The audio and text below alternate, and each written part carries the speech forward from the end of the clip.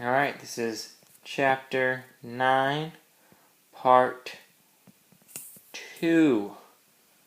I think I will be able to finish it in this Part 2. I don't think there's too much left, sorry. And what is left looks like also a lot of example problems that we will probably just skirt over because it's not too difficult. It's mostly concept-based unit anyways. The math is just basic plug and chug. But,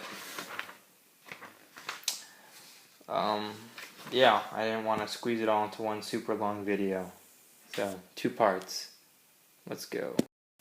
So this is just the two groups of concentration types. So, just the big thing here is conceptual. Again, realistically, you probably do not need to know that guy, that guy, or that guy really.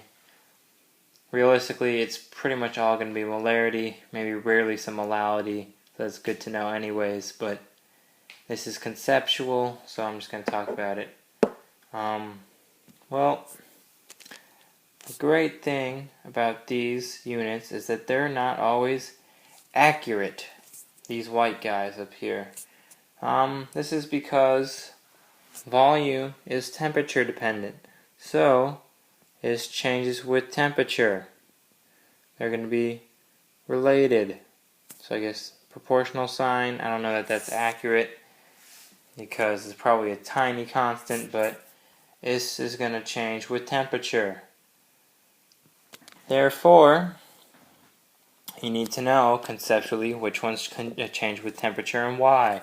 Well, molarity is moles over liters, right? Well, if you have a solution that takes up X amount of space and you increase the temperature is going to make the molecules move faster, which will add more space between the molecules. And if you have more space between the molecules, that means your total volume is going to go up, which makes the volume change, which is why molarity will change with temperature. Well, volume fraction, same reason, right? Volume is now something you realize that is temperature dependent. And same with that one. So these three, they depend on temp, right? They are temperature dependent. These three down here, they do not depend on the temperature. They are independent. Why? Because of the beautiful units they're made of. Molality, that is moles of solute over kilogram solvent. Well, does temperature change the amount of moles? No, it does not. It doesn't add or take away any atoms. Does it change the kilograms? No, temperature doesn't change mass either. So, that's not dependent. Temperature dependent. Mole fraction, that's just mole solute over total moles. Remember, moles are independent from temperature. And mass fraction, that's mass over mass. And mass is independent from temperature. So, these three are independent from temperature. Conceptually, I never saw this on... This is a conceptual thing. It's something you should keep in mind. I never saw it on the AP test, but this seems quite the thing that they might ask. So, it's probably coming up again some upcoming years. And so, you should know this. Alright, the textbook shows a bunch of examples from 325 to, well, I'm just going to stop at 327 for this one. This is, they're just pretty much just conversions or tips for conversions between temperature independent concentration units, which we set apart in the last slide. Again, this is, I don't think it's horribly basic or horribly hard math. All you need to do is just know what each thing is. If you have the book, you can read along. They advise that you set up a table to help keep track of your numbers, where you have a solute column, a solvent, comma, a solution, so that's total, right? And then a volume of solution, total volume. And then they recommend that you have rows like mass, moles, and then constants, and then they have molar mass over here, molar mass over here. I'm not going to do one of these with you personally. Whoops, that one is not supposed to be there. You don't need the molar mass of the solution. You need that guy. And this one is density. I'm not going to do this with you guys because it is just plugging data into the table and knowing how it relates to each other. That is something conceptual, which we already talked about. Once you know how all the units relate, which we do, I talked about that already on in that huge text page that I did. But this is just if you want to try doing it their way, you can use the table. But remember, this is conversion between the temperature independent units, which, as I mentioned before, are rare. You're not going to see it much. That's the other main reason I'm not teaching this, is you'll probably never see or use this ever again. Unless your instructor specifically asks you to do this or says it will be on their test. I just won't spend any time doing it. Well, the 328 to 329, that's pretty much the same as the other two pages I talked about, where it is just easy math for tables that you don't need me to do. And again, I've never had to use it. It is incredibly rare. I would say it's not going to be on your AP test, and I would spend little to no time looking at this. Just a waste. That being said, we're going to move on to the next thing. I mean, we sort of talked about this already, but they want you to know the effect of temperature on solubility. Well, we talked about temperature, right? Well, if one of the steps, right, you can think about it like this, in the dissolution or the dissolving, is that the solvent, right, needs to split apart, needs to make more room, right? Well, there's your visual. If temperature goes up, T goes up, right? The space in molecules, right? I'm going to call this, you know what, I'm going to write this out a little differently. If T goes up, comma, then space, I'm going to do SN, that's going to stand for space between moles, also increases, right? Well, shockingly, if there's more space between moles of solvent, you can fit more solute between them, which means you can dissolve more, which means then solubility goes up. So temperature increases, space increases, solubility increases. That's all you need to know. Lower temperature, then you're going to have less space, right? The atoms are going to be compact, not a lot of energy, pretty close together. You're going to have less solubility. So, if I put it like this, T is, it has, this one I can say is proportional to solubility. It's directly proportional. So, there you go. I'll even put delta T. But, there you have it. Temperature gets lower, solubility goes down. Temperature goes up, solubility goes up. Basic. Alright, the next thing this book is going to talk about might seem a little counterintuitive, but if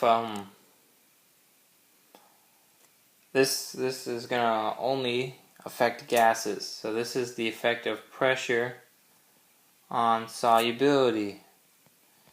Now,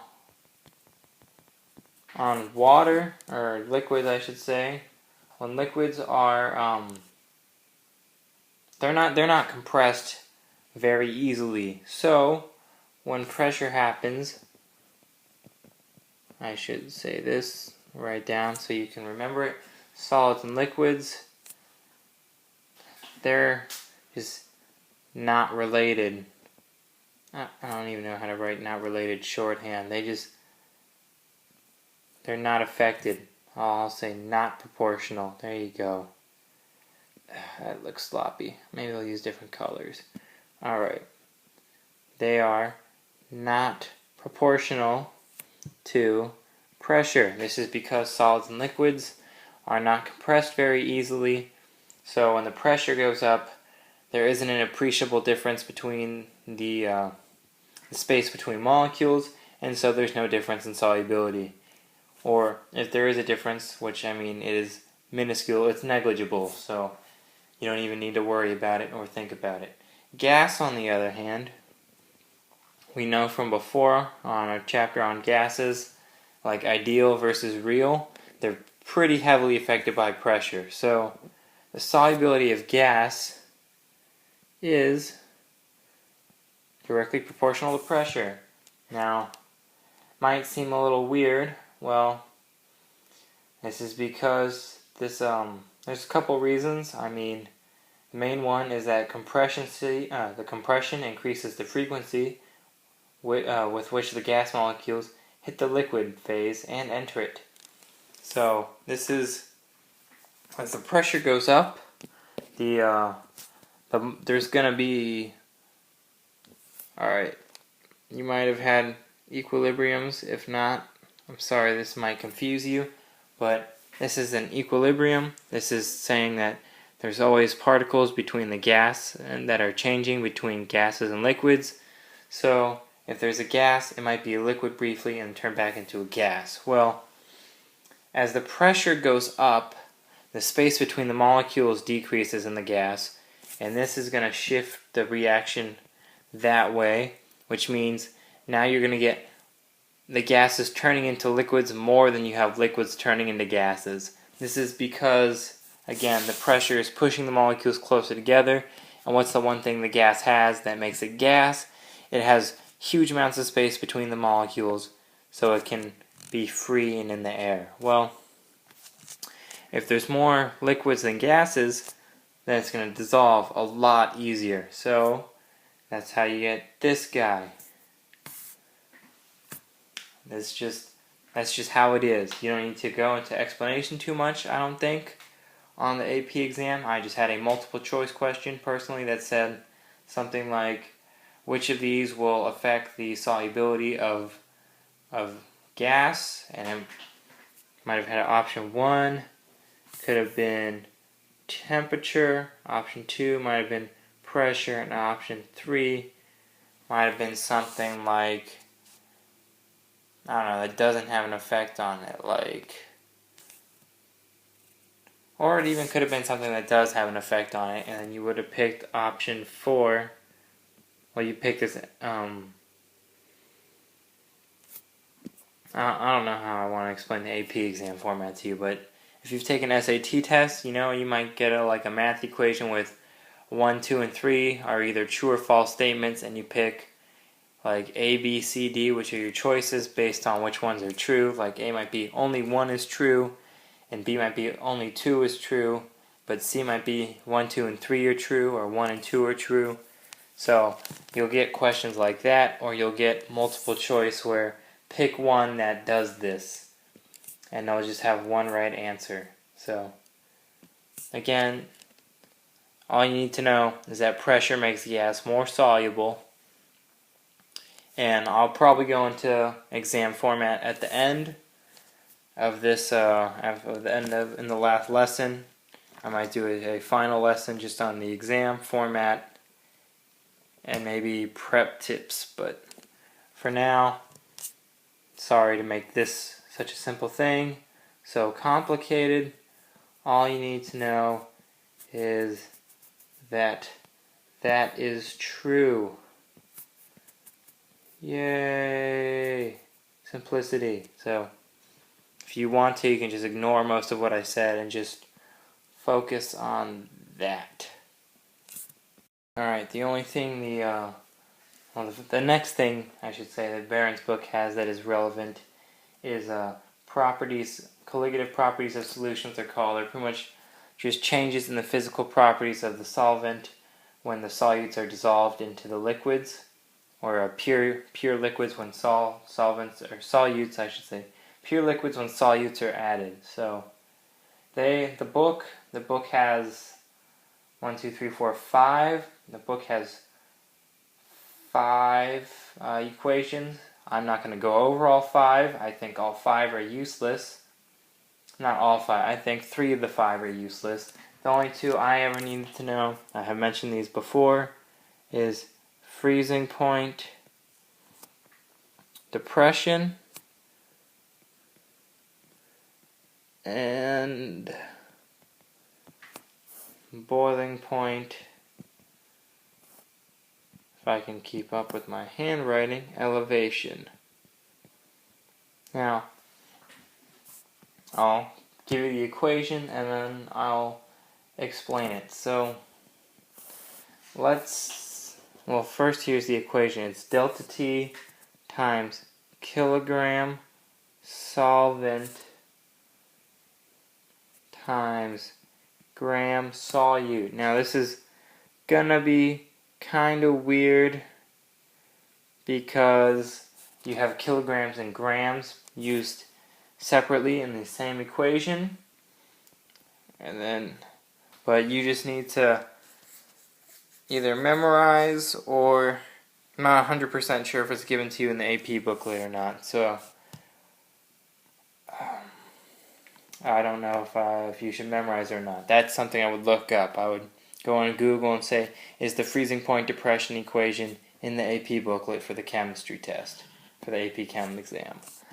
But here and now, I'm going to explain this part by part. So, delta temperature, this is going to be the change in, I'll do this part first, it'll be easy.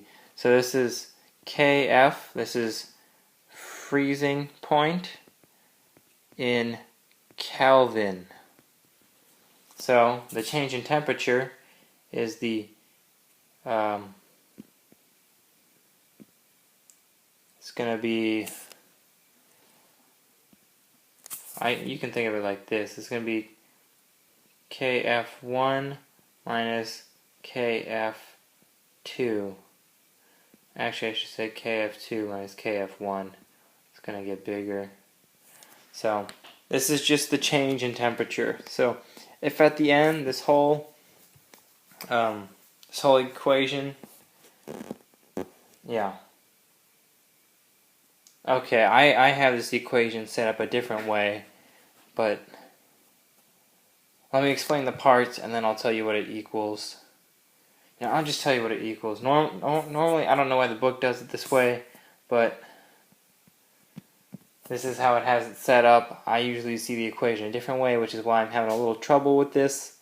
I'm used to something else, but here you have it. You plug in all the data, and it's going to be equal to the molar mass. Or, you'll probably know the molar mass. Or if you're given the molar mass, then you can solve for something like the freezing point depression or like the boiling point elevation. But if you don't know the molar mass, then you'll be given all the other data like delta T, kilogram solvent, or gram solute, and the freezing point. And then you can solve for the molar mass. And then based on the molar mass, maybe they want you to find something like concentration, which you probably do with kilogram solvent and gram solute anyways. But moving on, kilogram solvent is obvious, right? It is obviously just kilogram solvent. You can also think of it as your molar, it's like your molar mass times your moles. So Ng over 1,000 moles, which would just be the way of saying it's pretty much 1/1000th of grams of solvent.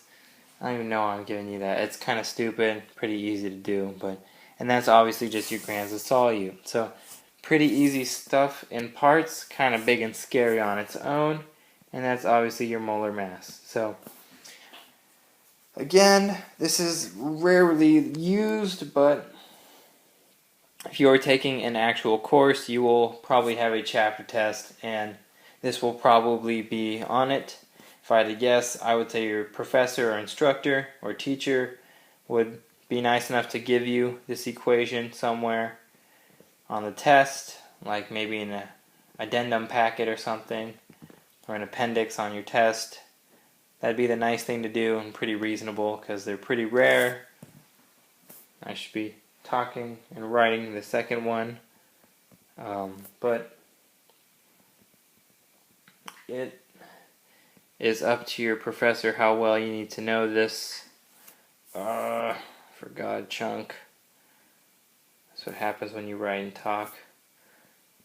But the reality is, in my opinion, this isn't super important. I know I say that about a lot of stuff, especially it seems like in this chapter, but the reality is some of it just isn't important and some of it is. Like you'll see ideal gases, that'll be all over your test. Again, at the end I will go over test stuff like after the last chapter, but for now, boiling point elevation. So like this was, or like delta T in the first one was Kf2 minus Kf1, it's going to be Kb2 minus Kb1. Probably guess that's the boiling temperature, boiling point. Again, that's kilogram solvent. That's gram solute. Again, don't mess that up, even though there's two different units for mass in the same one. And of course, you have your molar mass. So it's a lot of work, and if your teacher makes you memorize that, I'm sorry. It's a lot of equation for a not so common, and personally, I don't think super useful equation, but there you go. Alright, well, the book talks about something called pressure or vapor pressure lowering by non-electrolytes. Never heard of it, therefore you don't need to have heard of it. I'm going to guess useless. The next thing the book talks about is vapor pressures of volatile liquid mixtures. Again, I haven't seen this much, not super often, but this one is very similar to the partial pressure equation that we have from the gas unit, so I'm just going to write it out. You can choose whether you use this or not. It's up to you. Whoops, that's not where that goes. That's a 0. That's a 2. ... So remember, this nice fancy X is the mole fraction. So mole of solute over total mole. And this one actually is kind of used somewhat. I was mistaken earlier. I was just kind of upset at all the useless garbage that this book was teaching you. But this one is kind of relevant, but it's also one that's pretty intuitive to pick up. So, I mean, pretty easy to plug in, right? You just have the partial pressures of your two, or the pressures of your two solutes on their own, and then times their mole fraction will give you the partial pressures of them. Add the partial pressures together, total pressure, right? Pretty much just an extension of the whole partial pressure theory thing, or I should say law. It's not really a theory. From the gas chapter, so not too hard. I never personally had to do this on my test, not for solutions, I don't think, but I did have to do this for gas, and it's the same thing with gas solutions. So if I go to the next, and I told you I had 40 moles oxygen and 20 moles chlorine. Well, I don't want to bore you with all the math of it, because it is all stuff you've done before. So I'll just go with the step by step so you can get it conceptually, I should say. So first, all you need to do is find the pressure. So if I said this was at STP, if you remember from before, that means 0 degrees Celsius and 101.325 kPa, or I guess the much easier way to think of this is 1 atm. Alright, so that's STP, right? So now you have all you need for your ideal gas law. Well, not quite everything. I could give you the volume. In fact, I need to give you the volume. So let's say the volume of the container is 1 liter. And these are both together. They're both a mixed gas in a container. So you might get an equation, right? Well, you will get P. You don't know P yet for oxygen, so I'm going to put PO2. Just so you know, it's the pressure for oxygen times the 1 liter is equal to 273.15. Remember, we use Kelvin for the ideal gas law. And then this is going to be times R, which is, in this case, because you're using ATM, it is something like 0.0821. In fact, I think it's that exactly. And then times N, or in this case 40 moles, say high amount. So now you all know how to do algebra.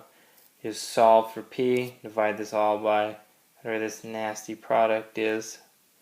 Actually, you don't even need to divide here, just multiply that all together and find it. Then what you're going to do is you're going to do the same thing for the 20 mole Cl2.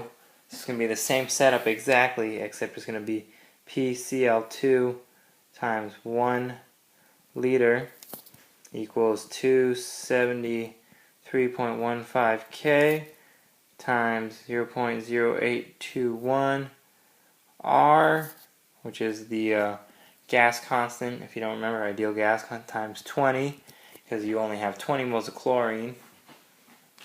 So now you have pressure Cl2 and pressure O2, and now you do your equation, right? So the total pressure is going to be 40. Whoops, that's not where I want that.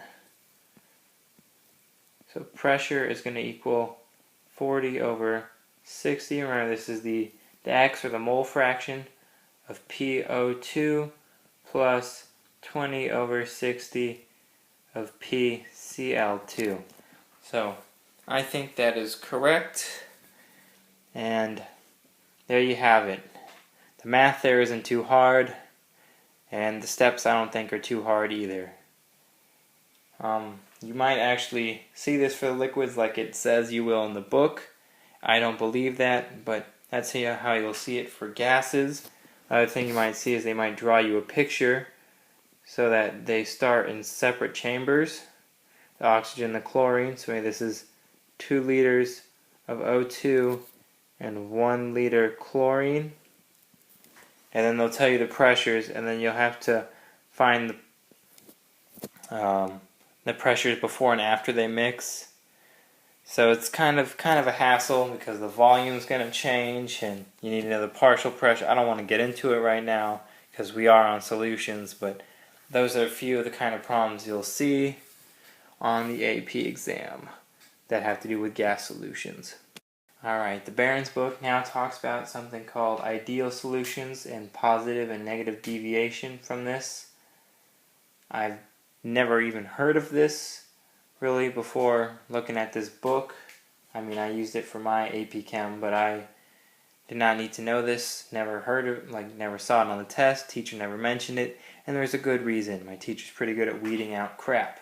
So, what I'm going to recommend is that you don't learn this. Again, if you have the Barron's book or you just want to know, feel free to learn this, but I don't recommend that you do. Alright, so now the book is giving you the equation I'm more used to for freezing point depression. This is just how you would find what the new freezing point is if you knew more data about your solution.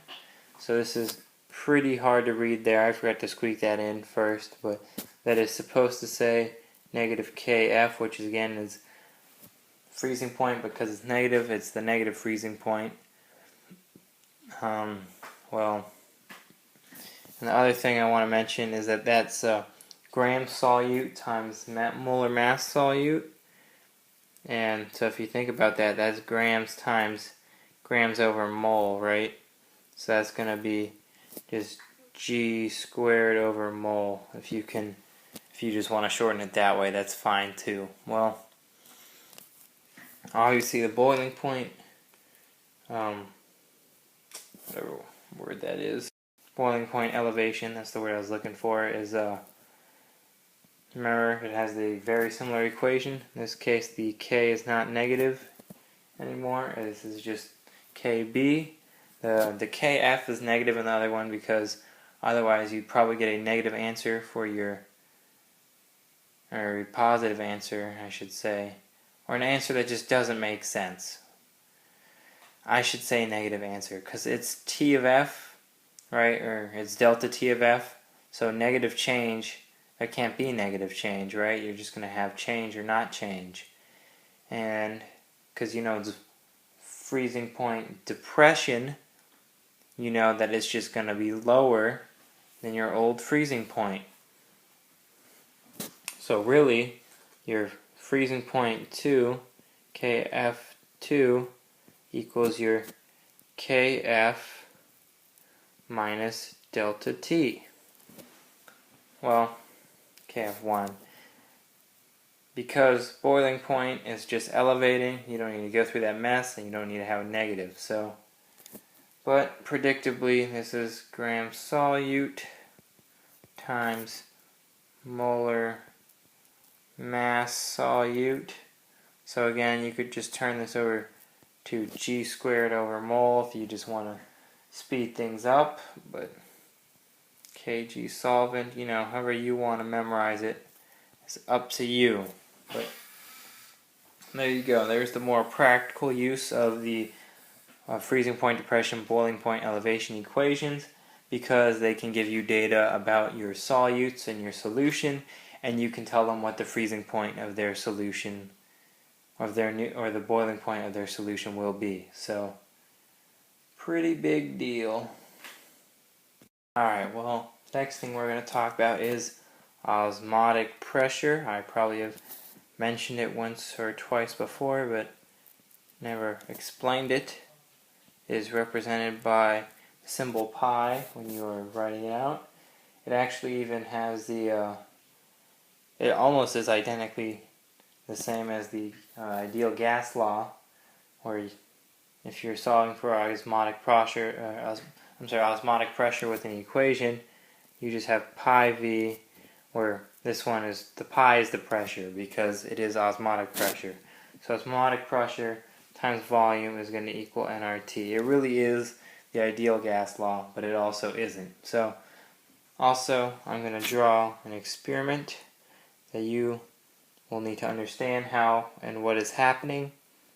It is conceptual, and sometimes these conceptual labs are mentioned on the AP because it expected that you've done labs similar to them, and therefore need to understand that to finish your AP course.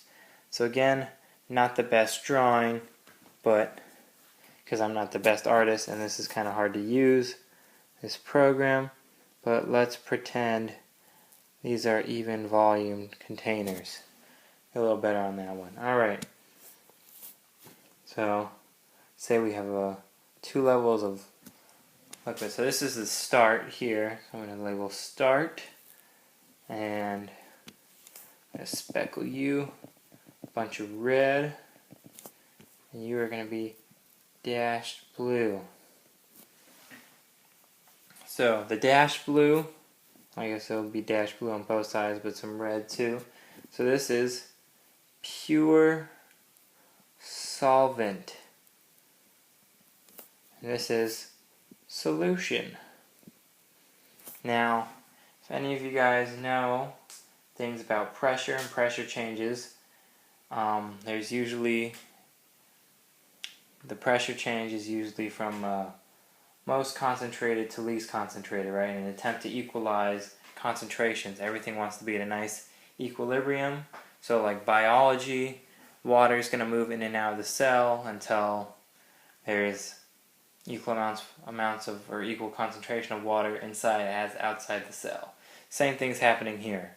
Well, there's a ton of pure solvent over here, and the solution, you can also think of it as a diluted solvent. So there's less solvent to volume than there is on the pure solvent side. So what's going to happen is a bunch of solvent, I need a new color to draw this, a bunch of solvent is going to go from this side to this side, and it's going to, well, you'll see when I draw the next picture. So that's what's really happening. The solvent is trying to equal out the solutions, and I should have said this earlier, but that yellow line there, that's a semi-permeable membrane. So it only allows liquid to cross, or solvent, where the larger particles that are the solutes cannot pass. They can't go through it. So that's why you don't see the whole thing turning into one big solution. So there you go. So that's what this looks like. Now the solvent's going to move over to this one. So now we're going to get this up. Maybe that's, so this is going to look like that. Now there's a ton of solvent in there. There's still the same amount of solute that there was before. So now this is kind of a dilute solution, right? Volume went up while the moles of solute remain the same. Now on this side, we still have pure solvent, right? Well, if you'll notice, there's much more than there is on this side as there is on that side. Well, that's because a ton of solvent went over to the left and nothing came back, right? So the volume on one side went down. So in this experiment, this experiment will continue until there's the pressure, well, I should say the difference between the two liquid levels. This is called the opposing force, and this will at some point stop the diffusion, because there'll be just so much pressure on this side. P goes up as you add more volume, right? There's more pressure pushing it. Eventually it'll just keep the solvent out. And yeah, so that's why. And then when you're solving for osmotic pressure, if I can get even another color, osmotic pressure is going to be equal to the difference between the heights of the liquid levels. So this is H1, that's H2. Osmotic pressure equals H1 minus H2. So there you have it. That's how you solve for osmotic pressure with the lab up there, and that's how you do it with the equation down there. Obviously the equation is much easier, but you need to understand the concept behind the lab so you can explain it in a short answer on the AP test, or you might get a question of how to improve it on the AP test for a short answer, or you might just get a multiple choice asking what the lab is proving, or what the osmotic pressure would be from a lab with certain results. So there you have it, osmotic pressure. Alright, well, the book also has a final section called Colligative Properties of Electrolytes. This is something useless, never used it, never seen it, never heard anyone mention it or want to mention it. So, because it is so useless, it is cut out of this video. And so now, we have the end of Chapter 9. Yay! Stay tuned for Chapter 10.